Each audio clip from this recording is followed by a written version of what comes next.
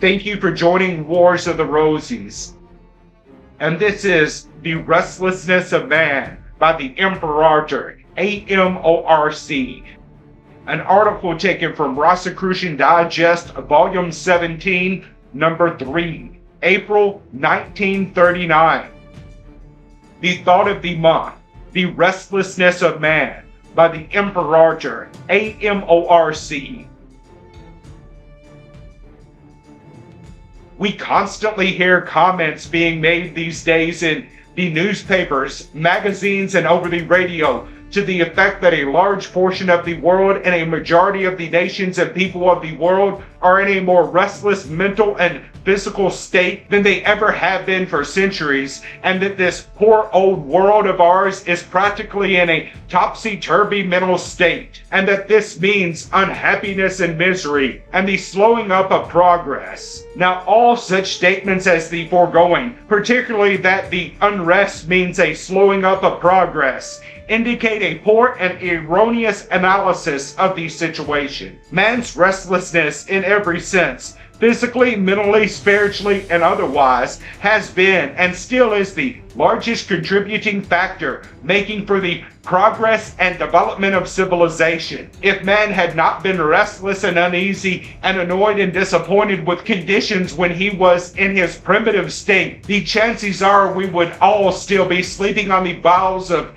trees or living in mud huts scattered along the banks of rivers. It is the fact that man was not satisfied with conditions and either believed he could have something better or determined that he could make something better that brought about the building of homes, the development of commodities, the making of clothing, and the creating of all the patent manufactured devices of today, which have improved our living. And there is no healthier sign indicating real progress for the future than intense restlessness throughout the world today. It is true that while we are restless and seeking something better, and trying to find and create something better, we upset the peaceful, tranquil tenor of our lives, and we disturb business somewhat, and we make ourselves appear to be a wild, roving nation or world of people, just as the busy little ants are evacuating a flooded nest underground and are leaving their homes and carrying their wherewithal along with them in a stream across the lawn, or going in various directions looking for a new place to settle. At the present moment, the restlessness throughout the world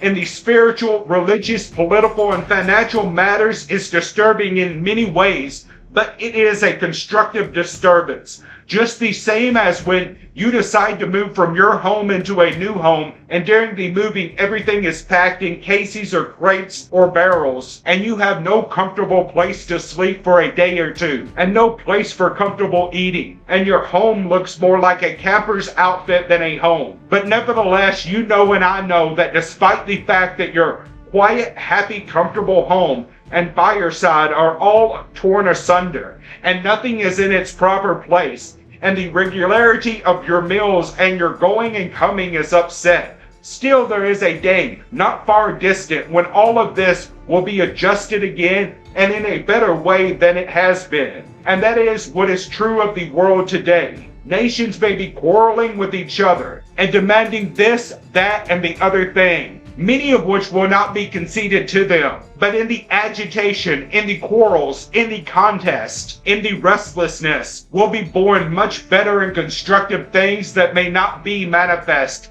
for another 100 years. There is nothing so retrograding, so destructive to the advancement of man, individually and collectively, as an attitude of complete contentment. It may be a beautiful thing to look at contented cows out in a green pasture, cows such as these from which we derive the famous milk that is advertised over the radio, but to look upon a nation or city or group of people who are perfectly contented and think that everything they have and everything they have acquired and everything they know or use or look at is perfectly satisfactory and cannot be improved, means we are looking at a group or nation of people who are about to disappear through self-annihilation. Usually it is the ignorant, bigoted, prejudiced, biased individual men and women who say that they have acquired sufficient knowledge, do not want to know anything more, do not want to live any better than they are living